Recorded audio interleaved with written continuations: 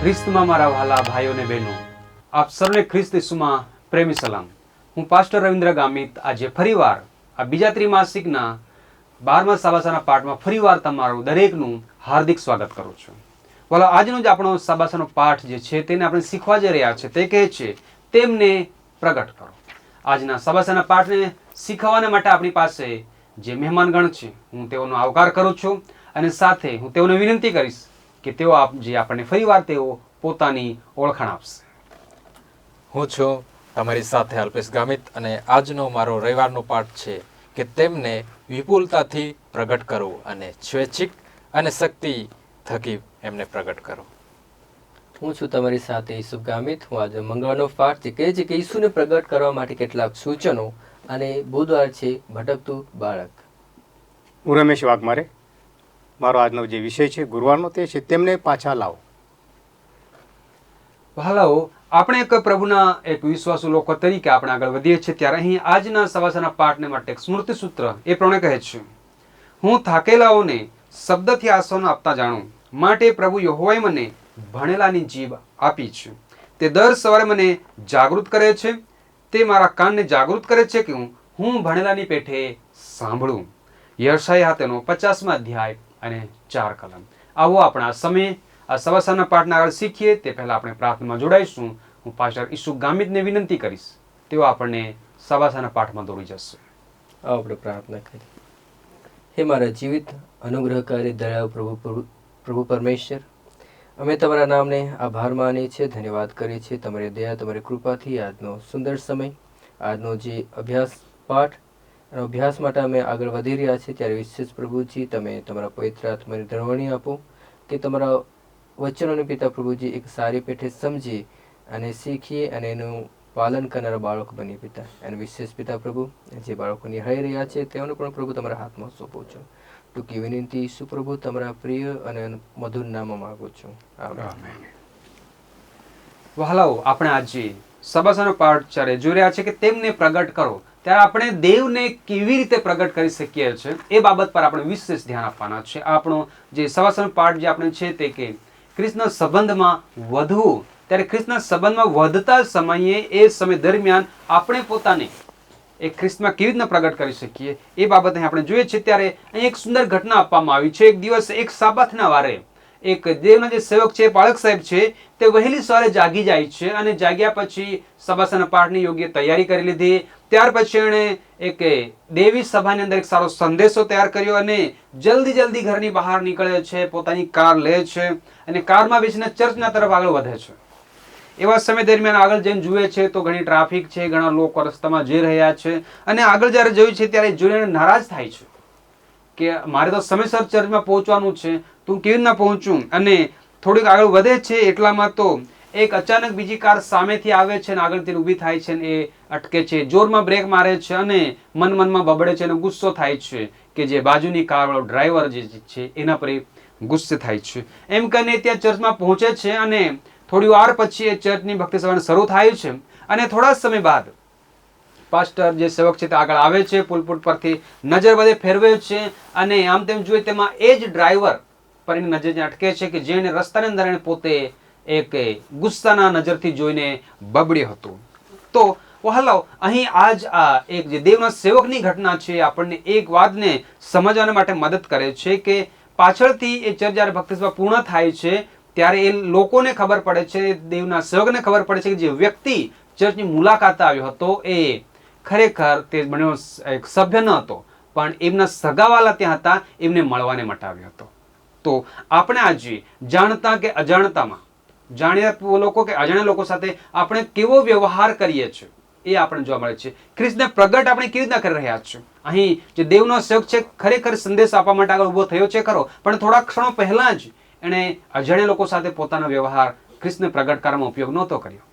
તો આવો આજે આપણે આપણા ઓળખીતા લોકો સાથે, જેને નથી ઓળખતા એ લોકો સાથે આપણે ખ્રિસ્તને કેવી રીતના પ્રગટ કરી રહ્યા છીએ એ બાબત આજે આપણે શીખવાના છે. ત્યારે આવો આપણા સંબંધોને કેવી રીતના જાળવી શકીએ, ખ્રિસ્તને આપણે કેવી રીતના આપણા જીવન થકી પ્રગટ કરી શકીએ એ શીખીશું. ત્યારે આપણા મધ્યે પાસ્ટર અલ્પેશભાઈ છે તે આગળના ભાગમાં આપણે દોરશે અને ખ્રિસ્તના સાથેના સંબંધને કેવી રીતના પ્રગટ કરીએ એ બાબતમાં વધુ પ્રકાશ પાડશે. હવે આપણે માથીની લખેલી સુવાર્તા 28મા અધ્યાય અને 18 થી 20મી કલમની અંદર એક મહાન કાર્ય આપણને સોંપવામાં આવ્યું છે અને એ મહાન કાર્ય કહે છે કે તમે જાઓ અને સગળા દેશનાઓને શિષ્ય કરો. આજે આપણે દરેક જણ જાણવું છે, દરેકને શિષ્ય કરવાનું છે અને જે શીખ્યું છે એ દરેકને શીખવવાનું છે. અને એમ કરીને આજે આપણે સેવન્થ ડે એડવેન્ટિસ્ટ ચર્ચ તરીકે આપણા પાસે મુખ્ય લક્ષ્યાંક અથવા તો આપણું મુખ્ય કાર્ય એ છે કે જે દેવની અનંતકાળની સુવાર્તા છે એ પ્રગટ કરવી અને એની સાથે છે 3 દૂતોનો સંદેશ છે એ પ્રગટ કરવાનો. અને આપણે દરેક વિશ્વાસુ લોકોએ પ્રભુ ખ્રિસ્તને સ્વીકાર્યો છે અને આપણને દરેકને નવું જીવન મળ્યું છે. ત્યારે આપણે ખ્રિસ્તને દુનિયાના લોકો સુધી પહોંચાડવાનું છે. પરંતુ આજે દરેકને આ નવું જીવન મળ્યું છે છતાં પણ આપણને જે ભૂલાવટ આપી છે, એટલે કે આપણને દરેકને ખ્રિસ્ત વિશે સાક્ષી આપવાની છે, આજે કરી શકતા નથી. આજે આપણે પોતાએ તો સ્વીકાર્યું છે, પરંતુ આપણે એ સાક્ષી છે એ બીજા સુધી પહોંચાડતા નથી. આપણે ક્યારેક કહીએ છીએ કે એ મારા કાર્યક્ષેત્રની અંદર નથી, હું એના માટે સક્ષમ નથી, હું એ કરી શકતો નથી. શું નથી કરી શકતો? હું ખ્રિસ્ત વિશે જણાવી શકતો નથી. આજે એવી રીતના આપણા પાસે બહાના હોય છે કે આપણે ખ્રિસ્તને પ્રગટ કરતા નથી. બીજા સુધી આપણી સાક્ષી કે ખ્રિસ્તે મારા જીવનની અંદર શું કર્યું એ આપણે લોકો સુધી પહોંચાડતા નથી. આજે આ સાક્ષી શું છે કે ઈસુ ખ્રિસ્તે આપણા જીવનની અંદર શું કર્યું, મારા પહેલાંનું જીવન શું હતું અને ખ્રિસ્તે મારા જીવનની અંદર શું કાર્ય કર્યું એ લોકો સુધી કહેવાનું છે કે મારા જીવનની અંદર આ સાક્ષી છે, આ દેવના ભરપૂરી આશીર્વાદ મને મળ્યો છે, હું આ શાંતિની અંદર છે. આ આજે દુનિયાને કહેવાનું જરૂર છે, પરંતુ આપણે કરતા નથી. આપણા દેવ ખૂબ દયાળુ અને કૃપાળુ છે, તેમ છતાં એ ભૂલી નથી જતા. આપણને દરેક બાબતમાં આપણી સાથે હોય છે. એ આપણને ઉદ્ધાર બન્યું છે, તારણ આપણા માટે મળ્યું છે. તો આવો આપણે એને સ્વીકારવું જોઈએ અને દુનિયા સુધી પણ પહોંચાડવું જોઈએ. આપણે બહાના બનાવવું જોઈએ નહીં. કારણ કે પ્રારંભિક ચર્ચ જે મંડળી હતી એની અંદર છે ઘણા લોકો એવા હતા, શિષ્ય એવા હતા જે વધારે એક ભણેલા ન હતા. એ લોકો પણ શું કરે છે, એ લોકો પણ કોઈક તાલીમ ન લીધી હતી કેવી રીતના બોલવાનું, કેવી રીતના લખવાનું, કે કોઈની સાથે કેવી રીતના વાતચીત કરવાનું એ લોકો જાણતા નહોતા. કોઈ ટ્રેનિંગ સ્પેશિયલ લીધી નહોતી. છતાં પણ છે એ લોકો શું કરે છે, એ રીતના કૃત્ય તેનો 4 અધ્યાયની 20મી કલમ ત્યાં પિત્તર અને યોહાન શું કહે છે કે કેમ કે અમે જે જોયું અને સાંભળ્યું એ અમે કહ્યા વિના રહી શક્યા નહીં. વહાલાઓ, એ લોકો રહ્યા જે માછીમારો હતા, એ લોકો શું કહે છે કે અમે જે જોયું એ અમે સાંભળ્યું અને એને કહ્યા વગર રહ્યા નહીં. એ લોકોએ દુનિયાને કહ્યું, એ લોકોને જે આજુબાજુ હતા એ લોકોને કીધું. અને આજે આપણે પણ એવી રીતના પ્રભુને ભરપૂરથી વિપુલતાથી દરેક લોકો સુધી પહોંચાડવાનું છે વહાલાઓ. અને આજે જ્યારે તમે સાક્ષી પ્રગટ કરશો ત્યારે એ પણ કેવી રીતના કરવાનું છે, એક સ્વૈચ્છિક પોતાની જાતે, અને એ પણ દેવની ઈચ્છાથી, એટલે કે દેવની શક્તિથી, પવિત્ર આત્માની શક્તિથી. આપણે વિચારી શકીએ વહાલાઓ કે ઈસુ ખ્રિસ્તે છે એના જીવનની અંદર દિવસ ને રાત છે એ શું કરે છે, એ શ્રમ કરે છે. એની પ્રેરણા શું હતી, એનું સાજાપણું, આરામ કરવાનું, ઉપદેશ શીખવાનું એ કેવી રીતના જાળવી રાખ્યું. એ પ્રેમ કરતા હતા દરેક સાથે, એક સાજાપણું, ચમત્કારો કરતા, ઉપદેશો આપતો, દરેકને શિખામણ આપતા. તો એ કેવી રીતના જાળવી રાખ્યું? કારણ કે એના પાસે એક ધ્યેય હતો. એ જ્યારે પણ છે લોકોને જોતા ત્યારે એને એ દેખાતું કે એ લોકો ઘેટા છે એ બાળક વગરના છે. એ જે લોકોની છે એ વેદના છે એને દેખાતી હતી. અને એના માટે છે એણે પોતાને એવું કહ્યું કે આજે એ લોકો પ્રેમ કર્યો એના પર વિશ્વાસ કર્યો અને દરેક છે ખ્રિસ્ત પર વિશ્વાસ કર્યો. તો આજે પણ આપણે એ ભીડને જોવાનું છે, આ દુનિયાના લોકોને જોવાનું છે કે એ લોકો ક્યાં છે, એ લોકોના ચહેરા જોવાના છે કે શું એ લોકો દેવને ઓળખે છે. આજે તમે રસ્તાની અંદર જશો, કેટલા લોકો હશે, આજે આપણે એ લોકોના ચહેરાને, એ લોકોના જીવનને જોવાનું છે કે આ લોકોએ પણ છે ખ્રિસ્તને સ્વીકાર્યો હશે તો કેવું સારું હશે. તો આજે આપણે એ લોકો મધ્યે છે સાક્ષી બનવાનું છે અને એ શક્તિ છે એ પ્રભુ આપે છે. અને જ્યારે અહીં જોઈએ છે તો યર્મિયા તેનો 20મો અધ્યાય અને 9મી કલમ પણ આપણને કહે છે કે જે ત્યાં કહે છે કે હું પણ બોલ્યા વગર રહી શક્યો નહીં. મારા હૃદયની અંદર પીડા હતી કે હું મૂંગા રહેતા મને કંટાળો આવે છે. આજે દરેકને જોઈએ આપણે એના વિશે વિચારો કરીએ, કારણ કે ખ્રિસ્તને એ લોકો સુધી પણ પ્રગટ કરવાનો છે વહાલાઓ. તો આપણે એ લોકો સુધી પહોંચવા માટે પ્રયત્ન કરીએ. અને આ આપણે દેવ છે આપણા થકી એ ચાહે છે. અને એ પણ આપણને કશું દબાણ કરતો નથી. જે રીતના વહાલો જોઈએ છે કે જે આદમ અને હવા છે ત્યાં જે જ્ઞાનનું વૃક્ષ હતું એના પર દબાણ ન હતું કે એને ખાવાનું છે કે કઈ કેવી રીતના કરવાનું છે. આપણે જોઈએ છે કે જળ પ્રલયની અંદર છે જે લોકો હતા એ લોકોને દબાણ ન કરે કે તમે હોડીની અંદર આવી જ જાઓ અથવા તો ના આવો.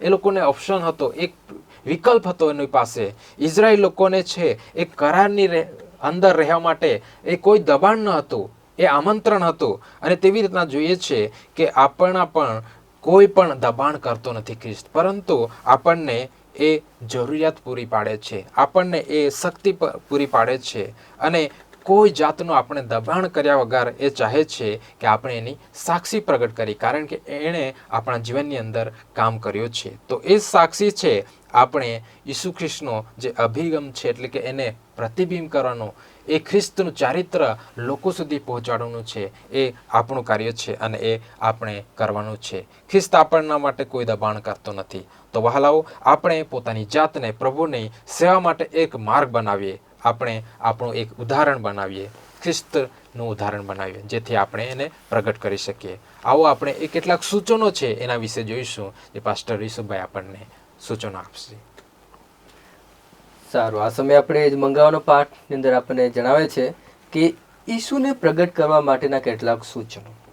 વહાલો, આજે આપણા દરેક માટે એક પ્રશ્ન છે કે આપણે કઈ રીતે આપણે પ્રભુ ઈસુ ખ્રિસ્તને લોકો સમક્ષ આપણે પ્રગટ કરી શકીએ. એક ક્લાર્ક કે પછી એક પત્રવાહક કે પછી ગમે તે વ્યક્તિ કશે આપણે ફરવા જતા હોય ત્યાં આપણે પ્રભુ ઈસુ ખ્રિસ્તને પ્રગટ આપણે આપણા જીવન થકી કેવી રીતે કરી શકીએ? કેમ કે દરેક વિશ્વાસીને આ કાર્યમાં મદદ કરવા માટે બોલાવ્યા છે. આપણે દરેકને પ્રભુ પરમેશ્વરે બોલાવ્યા છે.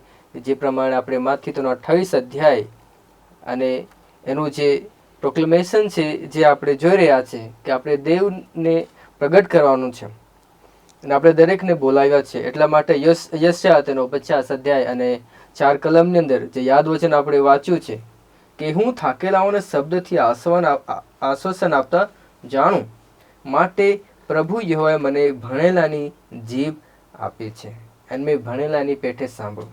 તો દરેકને પ્રભુ પરમેશ્વરે બોલાવવા માટે શક્તિ આપવાનો વાયદો કર્યો છે. અહીં આપણે જોઈએ કે કેટલાક સૂચનો જે આપણે પ્રભુ ઈસુ ખ્રિસ્તને કેવી રીતે આપણે પ્રગટ કરી શકીએ આપણા જીવનની અંદર. પહેલી બાબત છે કે આપણે કોઈને ઓળખતા હોય કે પછી સમય જતાં કોઈ આપણો મિત્ર બને, તેમને આપણે પ્રેમ, જે પ્રભુ પરમેશ્વરનો પ્રેમ છે એ બતાવીએ. સાચો પ્રેમ, પ્રેમાળ હૃદયથી એક દયા તરફ ખેંચાઈને એને આપણે પ્રભુને તરફ લાવી શકીએ છીએ.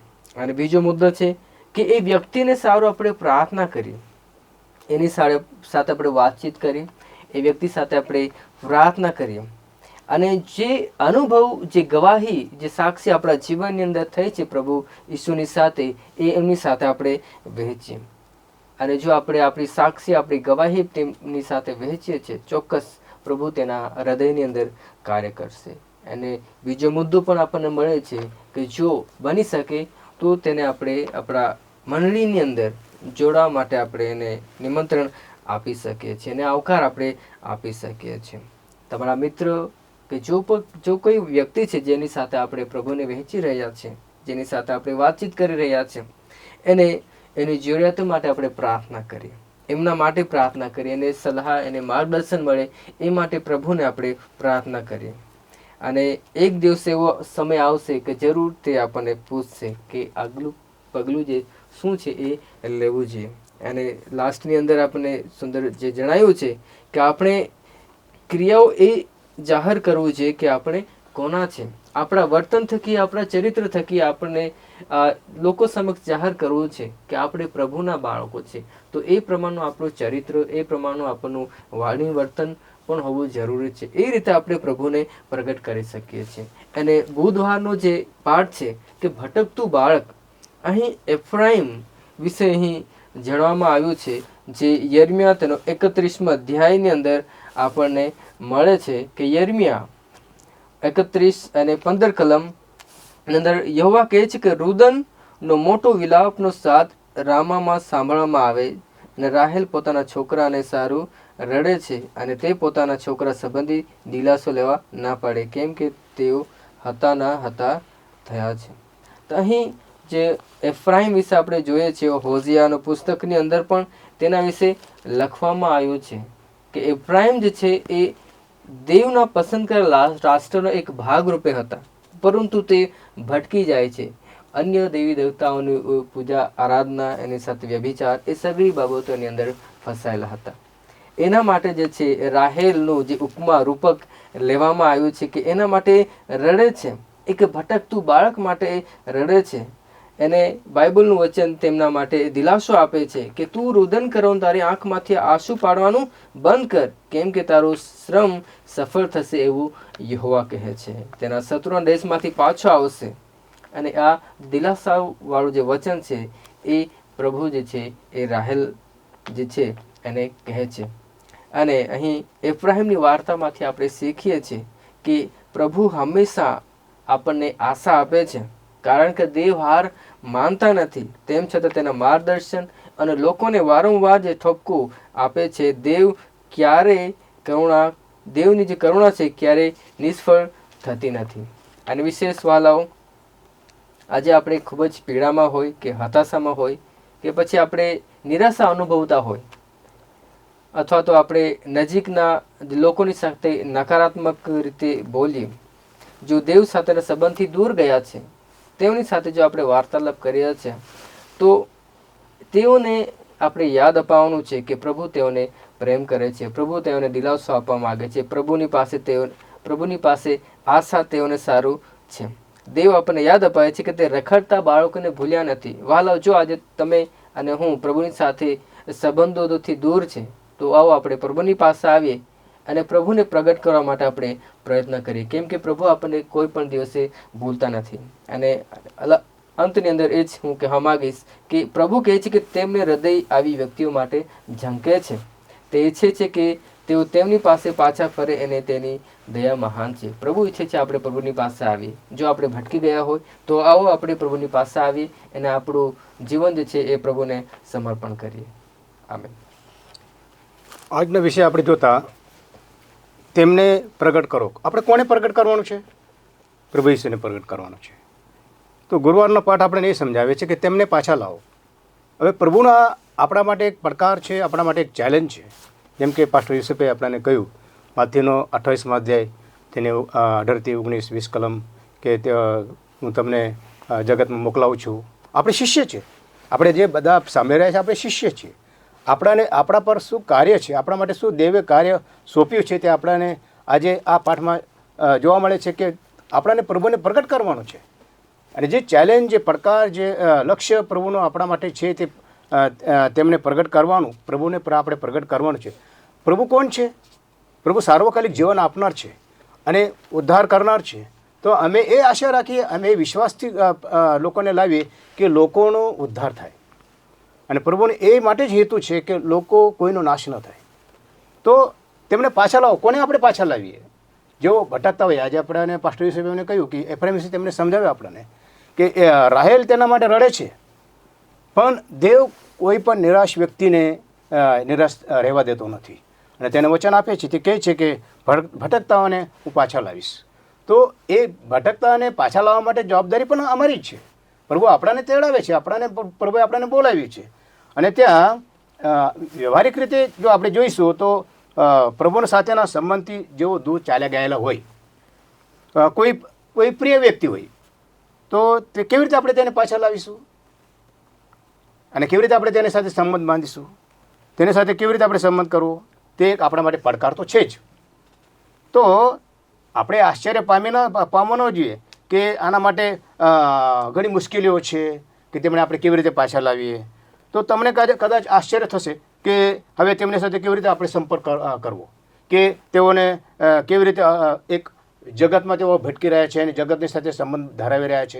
તેઓને આપણે આ જગતમાંથી કે જગતના વાનાઓથી, લાલસાઓથી તેઓને બહાર આપણે કેવી રીતે કાઢીએ, તેમને કેવી રીતે આપણે પૂર્વ પાસે લાવીએ. તો તેઓ હજુ પણ તેમના નિર્ણયો છે તે નબળા છે, તેમના નિર્ણયો નબળા છે અને તેઓ નિરાશ છે. તો આવી જગ્યાએ આપણે એક અનુભવ આપણે લઈ રહ્યા હોઈએ છીએ અને આપણે અનુભવ આપણે લેતા છીએ. આપણે આપણા વિચારો પર હંમેશા અસર કરશે કે અમારા જે પ્રિયજનો છે, જે અમારી સાથે એ કેવી રીતે તમે તેમની સાથે વર્તો છો. જે અમારા પ્રિયજનો છે કે જેઓ ભટકતા હોઈએ તેમની સાથે અમારો વર્તાવ કેવો છે, તો તે વ્યક્તિને તારનાર મધ્યે લાવવા માટે વ્યક્તિગત સમયની વિપુલતા આપણી પાસે હોવા જોઈએ અને તેની સાથે આપણે એક પ્રેમથી આપણાને સમજાવવા જોઈએ. જેમ કે આપણે જોઈએ છીએ આ પાઠમાં કે પિત્તરે પ્રભુ ઈસુ ખ્રિસ્તને 3 વાર નકાર કર્યો છે. એ પણ અમારે સમજવું જોઈએ. લુકનું પુસ્તક તેનો 22મો અધ્યાય અને તેની કલમમાં આપણને જોવા મળે છે 31 વચનમાં, સિમોન સિમોન, જો શેતાને ઘઉંની પેટે ચાળવા સારું તમને કબજે માગ્યા, પણ મેં તારે સારું વિનંતી કરી કે તારો વિશ્વાસ ખૂટે નહીં. જેઓ ભટકી ગયા છે તેઓને સારું આપણે વિનંતી કરવી જોઈએ પ્રભુ પાસે કે પ્રભુ તેઓનો વિશ્વાસને તું તેઓનો વિશ્વાસ મજબૂત બનાવ, વિશ્વાસ ખૂટવા ન દો અને તું તારા ફર્યા પછી તારા ભાઈઓને સ્થિર કરજે. જેઓ ભટકી ગયા છે તેઓને પાછા લાવવા અને તેમને એમ સમજો કે હવે જેઓ ભટકી ગયા છે તેઓને પણ તું તો પાછા લાવ. એટલે કે પાછા લાવવા માટે, તેમને પાછા લાવવા માટે આપણે દેવની સાથે તેમને પ્રગટ કરવા માટે, દેવને આપણે પ્રગટ કેવી રીતે કરવું, દેવની સાથે આપણે દેવને પાસે આપણે તેમને કેવી રીતે લાવો, એ પ્રભુના પ્રેમથી આપણે પાસ્ટર ઓફિસે કીધું કે દબાણ વગર, કોઈ દબાણ ન હોવા જોઈએ, પ્રેમથી. ત્યાં પિત્તર 3 વાર નકાર કરે છે પ્રભુ ઈસુનો, પણ પ્રભુ ઈસુ ત્યાં કહે છે કે પિત્તર તું મારા પર હેત રાખે છે. પિત્તરે જવાબ આપે, હા પ્રભુ હું હેત રાખું છું, મારા ઘેટાની સંભાળ રાખ. અને બીજું ફરીવાર તે પ્રશ્ન કરે છે પ્રભુ ઈસુ પિત્તરને કે તું મારા ઘેટાને સંભાળ રાખશે? હા. તું મારા પર પ્રેમ રાખે છે? હા.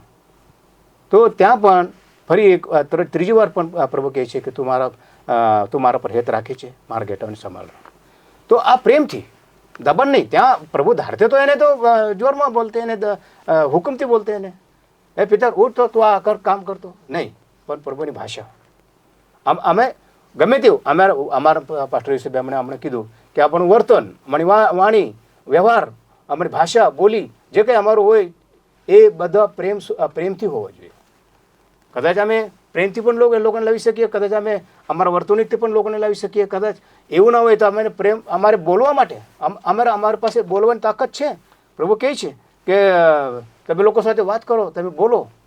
યશાયાના પુસ્તકમાં અમે જોયું, અત્યારે અમે યશાયાના પુસ્તકમાં છે પ્રેરિતોના કૃત્યમાં 4:20 એમને સમજાવ્યું આપણને કે જ્યારે આ પિત્તર અને યોહાન તેઓએ પણ કીધું કે અમે શું કરીશું, અમે લોકોને અમે પાછા લાવવા માટે અમે તત્પર છીએ.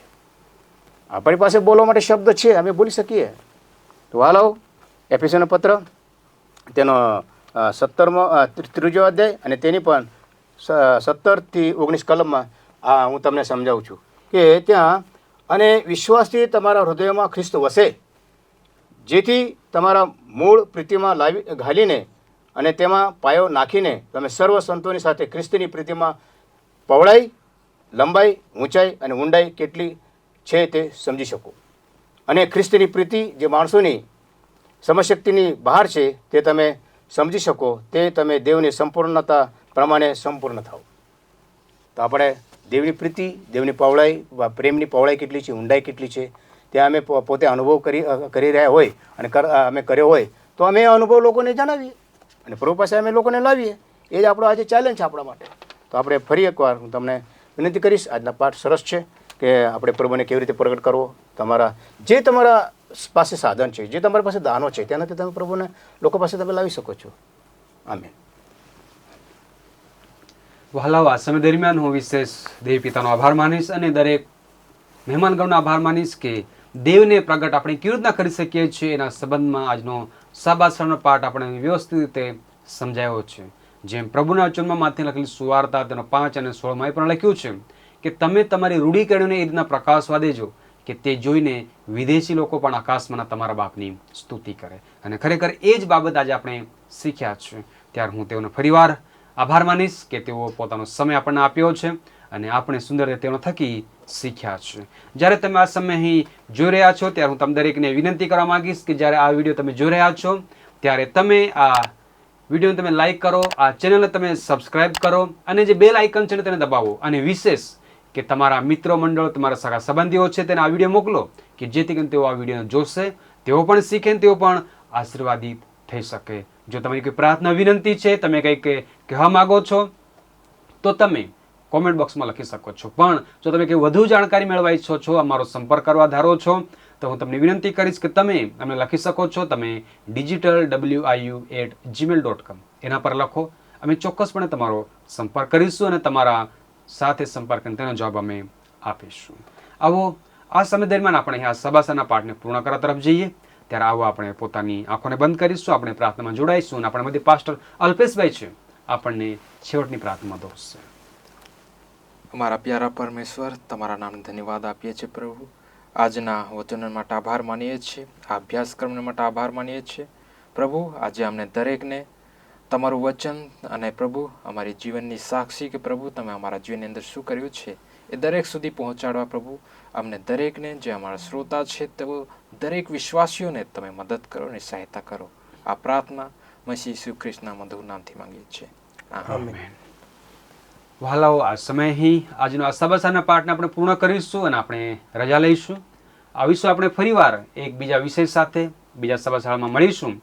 ત્યાં સુધી આવો આપણે પ્રાર્થનામાં રહીએ, પ્રભુના જીવનમાં અને પ્રભુને પ્રેમમાં અને પ્રભુને પ્રગટ કરતા રહીએ. અને પ્રભુ તમ દરેકની સાથે રહો. પ્રભુની શાંતિ અને પ્રભુના આશીર્વાદ તમ દરેકની સાથે બન્યો રહેશે. આમેન.